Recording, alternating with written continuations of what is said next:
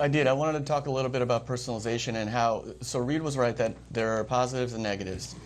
For the consumer, I think it's positive in that it helps you cut through and filter through the unbelievable volume of content that's out there. As a business, it's a little terrifying for us because we have to figure out how to parse through as much data as we have. Big data, it wouldn't be a panel if I didn't use a buzzword, big data.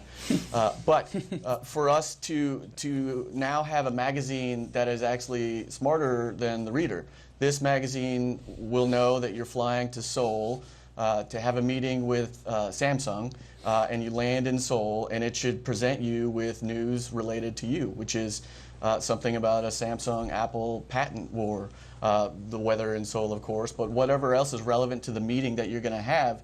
So you go into your meeting armed with talking points for casual conversation as well as business conversation. So that's something that's really important for a media company, for us, to figure out how do we present a personalized Atlantic or Quartz or National Journal for the reader. So Tom's Atlantic should be different from Reed's. It should be the same brand, but it should be different algorithmically curated content. We're not quite there yet, but there are some companies that do this very well. Companies like Mashable, with their velocity engine, they basically predictively can determine what will be viral before it goes viral and curate their homepage based upon this data. This is something that goes completely against what an old brand does, and it's something that's, again, change management internally and culturally. It's something that's going to take a long time for older brands to adopt this methodology.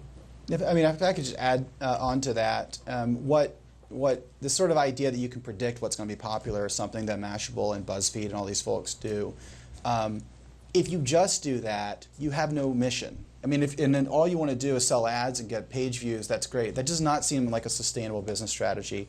And I think that BuzzFeed and Mashable certainly have a little bit more sophisticated of a strategy than that.